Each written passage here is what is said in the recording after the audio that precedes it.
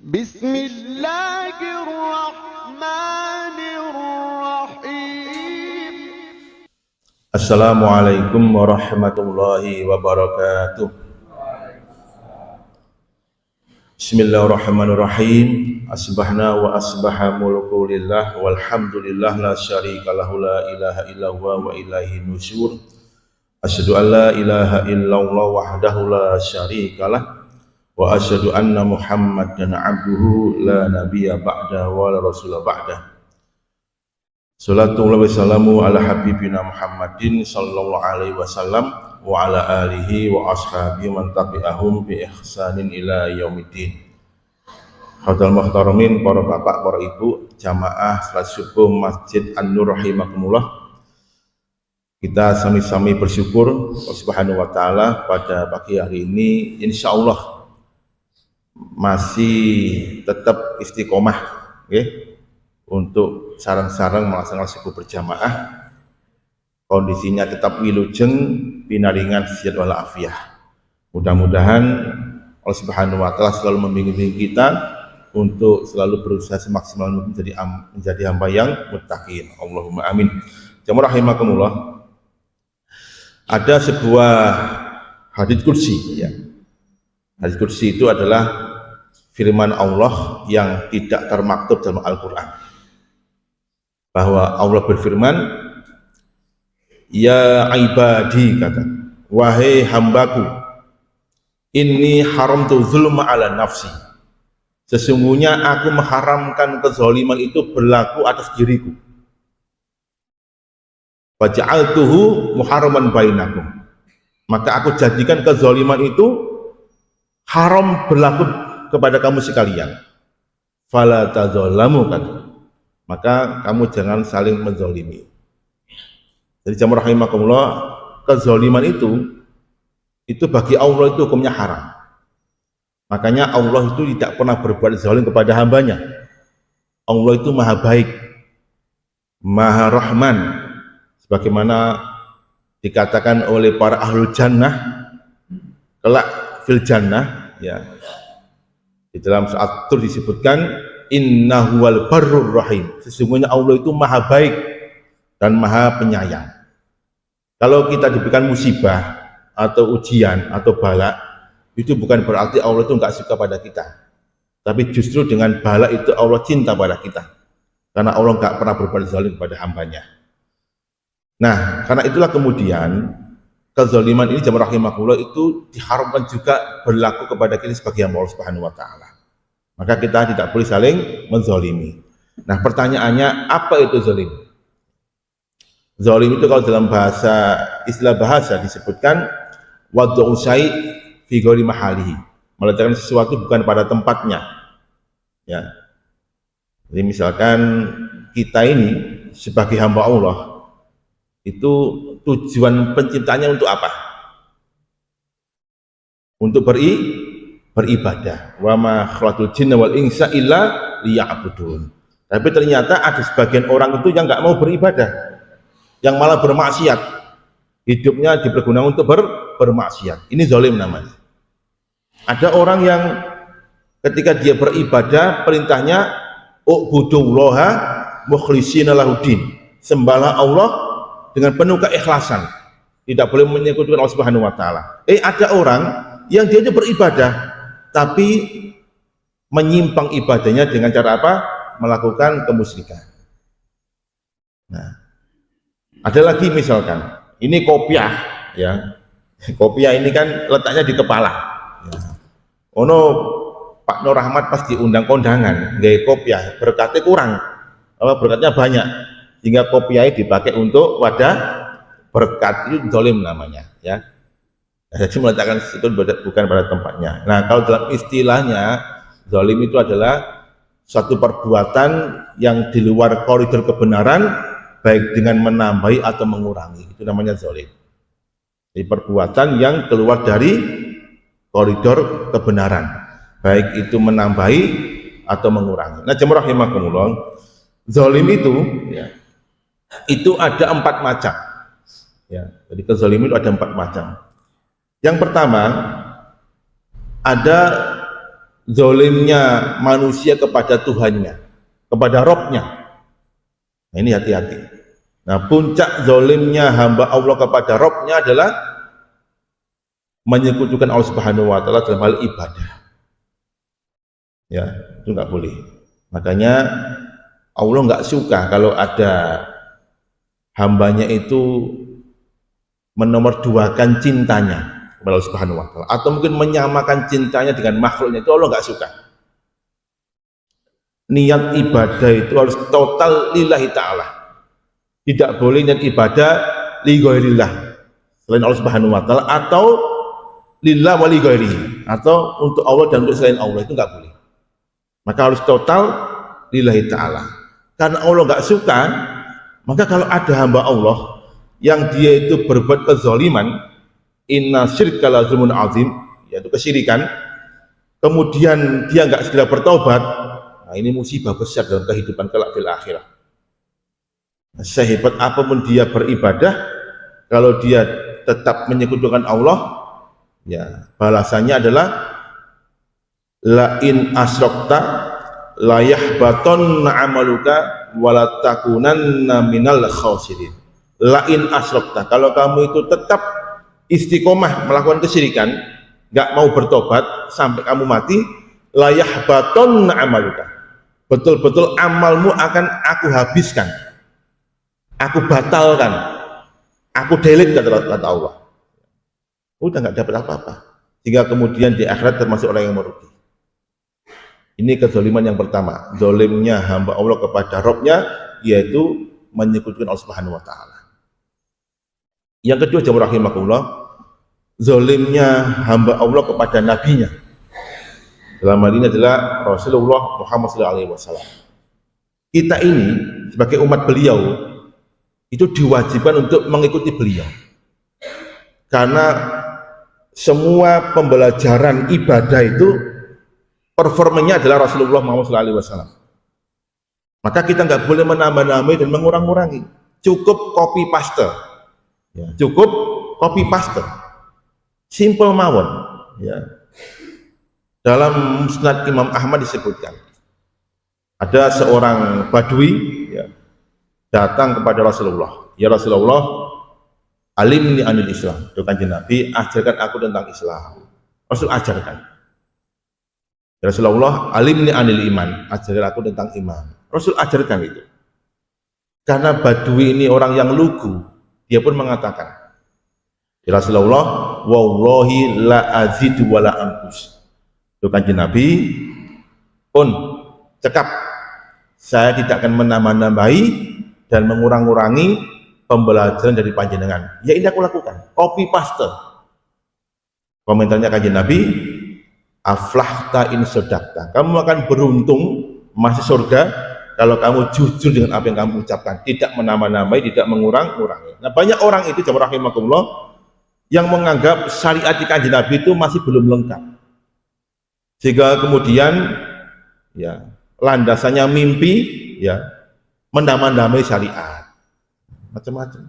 Makanya hati-hati, cukup copy paste aja, janganlah kita berbuat zalim kepada kanjeng Nabi. Puncaknya jamaah rahimakumullah, kalau kita ini berbuat zalim kepada Rasulullah, misalkan dengan menustai beliau, seolah-olah ada syariat yang perlu ditambahi dengan membuat hadis palsu misalkan, maka kanjeng Nabi itu nggak suka dipalsukan dalam syariatnya, sehingga beliau mengatakan, man kadzaba alayya muta'ammidan falyatabawa maq'adahu 'alan nar. Barang siapa yang menustai aku dengan sengaja, gawe-gawe ajaran baru dengan sengaja, falyatabawa maq'adahu 'alan nar, maka hendaknya dia itu berongkang-ongkang kaki tempat duduknya di atas api neraka. Ya, Rasul nggak suka. Puncaknya nanti di padang mahsyar ada sebuah telaga namanya Al-Kautsar, telaga kanjeng Nabi. Orang-orang yang seperti itu nggak diberikan izin masuk untuk meminum telaga kanjeng Nabi, kan fatal ya. Maka yang kedua, janganlah kita berbuat zalim kepada kanjeng Nabi Muhammad SAW. Nah yang ketiga, jamaah rahimakumullah, zalimnya seseorang kepada dirinya sendiri. Ya, kita ini kan punya badan ini, Ya. Yang ini merupakan amanah yang Allah berikan kepada kita. Kita jaga ini, kita rawat, jangan dizolimi badan kita ini. Ya. Ini ada 3 orang sahabat Nabi. Ini rasan-rasan, kasak kusuk. Lah yo, Kanjeng Nabi kulo, manusia yang sudah diampuni dosa-dosanya, tapi ibadahnya itu nggak pernah berhenti. Nah kita ini mlebu surga ya belum tentu, ya bisa jadi juga mlebu neraka. Masa ibadah kita ini ya gini-gini aja. Akhirnya mereka berkomitmen. Apa komitmennya? Yang satu mengatakan, wallahi asumu wal aftur. Demi Allah, saya akan berpuasa, lapar dan nggak akan berbuka. Dia istiqomah dengan puasanya itu. Yang satunya nggak mau kalah. Wallahi aku mulaila wala anam. Demi Allah, aku akan melayan qiyamul lail, wiridan, zikir dan nggak tidur. Memang nggak tidur itu delok bal-balan. Manchester City lawan Sevilla. Ya. Yang ketiga katanya, wallahi a'tazilu nisa wala angkih katanya. Aku akan menjauhi wanita dan tidak akan menikah. Berkara wong wedok aku gak khusyuk salatku. Wis tak jauhi wong wedok, gak akan menikah. Ini komitmen mereka. Tetapi kan komitmen itu menzolimi dirinya sendiri. Maka kemudian Rasul menegur mereka dan mengatakan, wallahi innil atqakum akhsyakum billah. Demi Allah, akulah manusia yang paling bertakwa, yang paling khusyuk di antara kamu kepada Allah Subhanahu wa taala.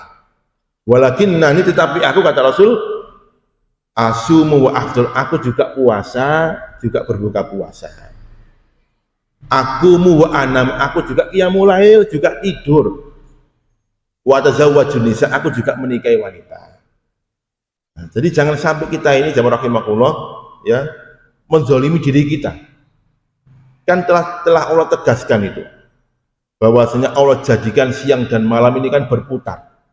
Siang untuk bekerja, wa ja'alna naharu ma'asya, ya. Malam untuk libasa, untuk tidur istirahat. Jangan diforsir. Nah, saya kira orang sip-sipan ya Pak, ya diatur waktunya. Jangan sampai kita ini menzalimi diri kita masing-masing. Jaga kesehatan, lebih-lebih umur 40 tahun. Ya. Penyakitnya banyak, bersilaturahim. Ya, dijaga itu. Kalau dulu makan itu lablep, Masya Allah. Sekarang makan itu sudah diatur. Dulu sate 10 entek, sekarang telu wis menggos-menggos. Ya. Dulu gaje jeroan santap, sekarang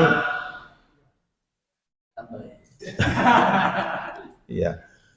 Biasanya ya mari ngopi ote-ote limo. Nah, saya iki siji wis rodok linu. Nah, jadi jamaah rahimakumullah umur 40 ayo kita jaga ini. Makanya Rasulullah ya mewanti-wanti kita agar kita selalu menjaga kesehatan kita. Dengan sehat itulah kemudian kita bisa optimal dalam beribadah.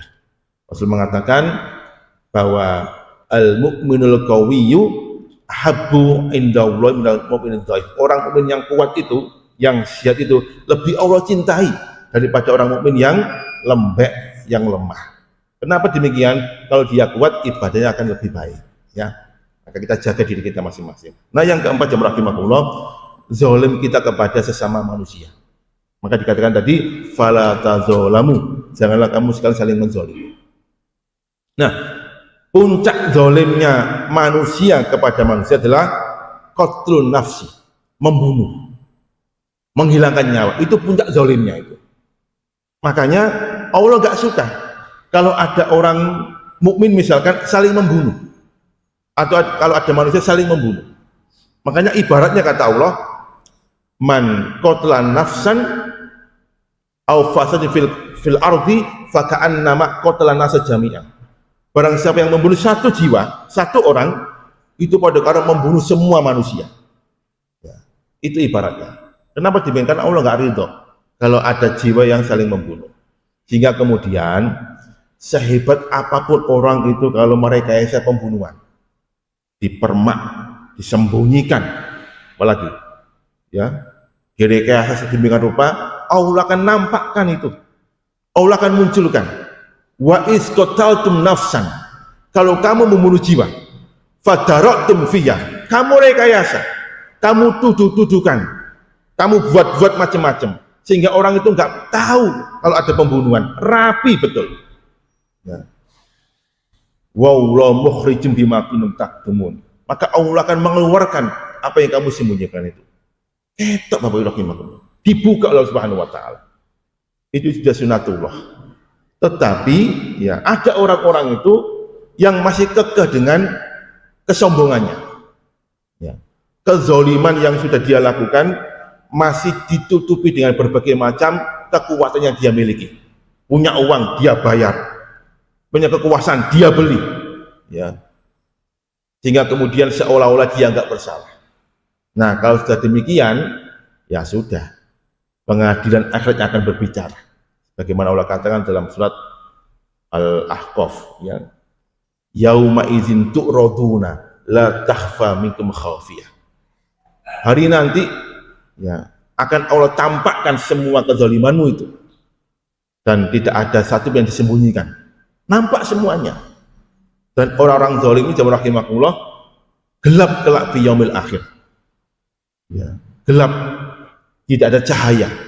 Zulumatu yaumal qiyamah, bahwa kezaliman itu adalah kegelapan pada hari kiamat. Dan Allah Subhanahu wa taala melaknat orang-orang yang zalim. Ala laknatullah ala zalimin. Nah, kezaliman ini jamaah rahimakumullah di samping merusak hubungan kita dengan sesama, puncaknya bisa merusak sebuah negara dengan kezaliman itu. Kalau kezaliman tetap istiqomah dipelihara, rusak negara itu. Dan Allah menegurnya, ya, penyebab rusaknya negara adalah kezaliman orang-orang yang memiliki jabatan. Ya. Di dalam surat Hud Allah katakan, ya, wa kam min qaryatin ahlaknaha wa hiya zalimah. Berapa banyak satu negeri itu kami hancurkan karena apa? Kezaliman. Kezaliman. Dan kezaliman puncak itu ketika yang melakukan adalah orang-orang yang punya kebijakan. Allah tegur kita di dalam surat Al-Isra ayat 31. Wa iza aradna an nuhlika qaryatan, kalau kami, kata Allah, ingin menghancurkan sebuah negeri, amarnaha mutrafiyah, yang kami tegur pertama kali adalah mutrafun. Apa mutrafun itu? Akabirun, pembesar-pembesar negeri itu, orang-orang yang punya uang, orang-orang yang punya kekuasaan. Kami tegur, ojo berbuat zalim, hentikan kezalimanmu itu, bali'o dalam keadilan dan amanahmu. Fafasaku biha, tetapi ternyata dia tetap berbuat zalim, gak mau, ya. Maka ya sudah, fahaqqu alil qaul fadammara tadmira, maka sudah berlakulah perkataan kami hancurkan negeri itu. Maka jemaah rahimakumullah, ini kezaliman yang sangat berbahaya. Maka ayo, mumpung masih ada kesempatan hidup di dunia ini, ya, jangan sampai ada kezaliman di antara kita. Kalau ada sesuatu yang mengganjal kita dengan saudara kita, segera selesaikan. Karena di antara hukum qisas kelak yang berlaku di akhirat adalah hukum qisas tentang kezaliman. Orang membawa pahala banyak, kalau kezaliman di dunia belum diselesaikan, akan bangkrut kelak di yaumil akhir. Karena dituntut oleh orang-orang yang dulu pernah dia berbuat zalim. Mari ketemu konco, ketemu teman, berjabat tangan dan saling memaafkan. Sering silaturahim untuk menyelesaikan masalah, mencairkan yang beku, menguraikan yang kusut, dan insya Allah menyelesaikan masalah di antara kita. Mudah-mudahan Allah Subhanahu wa taala memberikan kita kebaikan fid dunya wal akhirah. Demikian yang bisa kami sampaikan. Mohon maaf atas segala khilaf. Saya akhiri, wallahul muwaffiq ila aqwamit thoriq. Assalamualaikum warahmatullahi wabarakatuh.